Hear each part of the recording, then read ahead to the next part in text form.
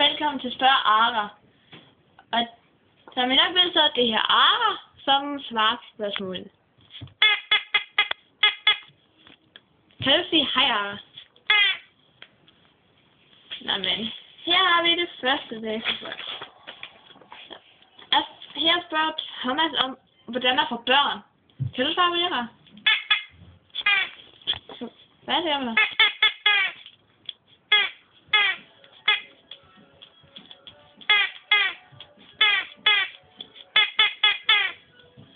Var det det? Okay. Det var så det. Men jeg håber, du forstod det. Thomas, derude, hvis du ser det på det stykke her.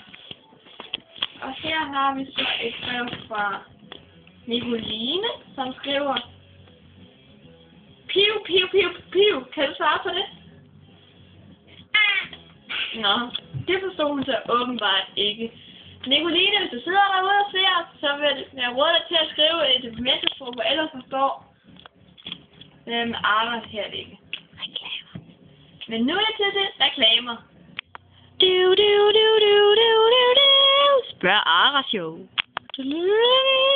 Er du til has? Og har du ikke fået skaffet dig en ny hasplante endnu? Så kan du købe den hos BR. Den nye hasplante med de skægge øjne.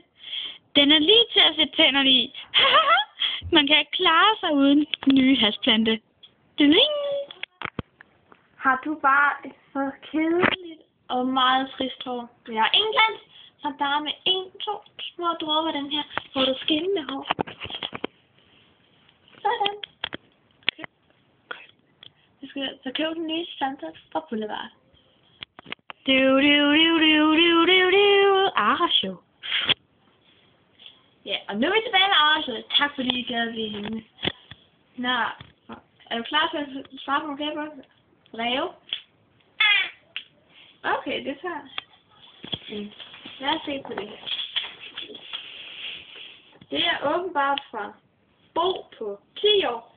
Han vil vide, hvorfor at du kan forstå menneskesprog, men ikke kan forstå pipsprog. Eller hvad det kan kalde. Eller hvad man nu skal kalde det. Kan jeg svare det?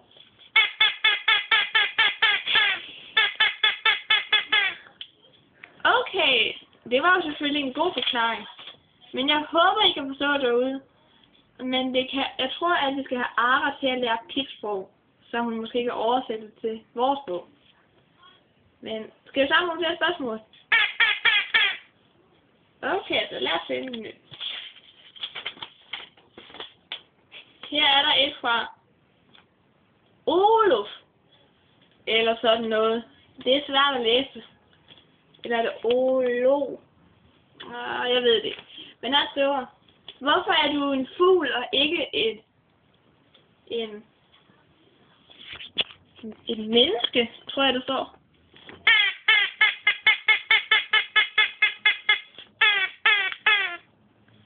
Nå ja, selvfølgelig. Det er jo sådan helt rigtigt nok.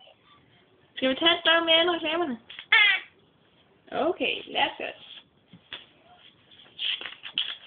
Lad os se.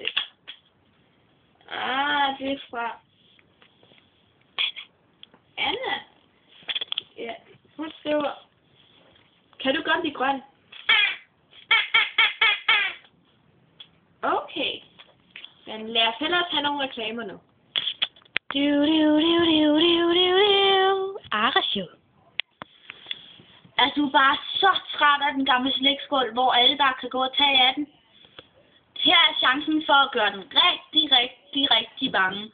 Når med denne her krokodille med falsk tro, når der så lægger man slik ind i krokodillen, og når de kommer fra at tage noget, så vil den sige en lyd. Og den er rigtig. Folk vil jo gå sådan her. Og de tør jo ikke.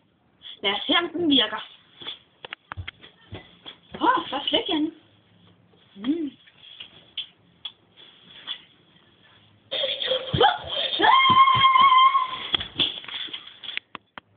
Ej, det var virkelig, hva'? Ja, det må vi se.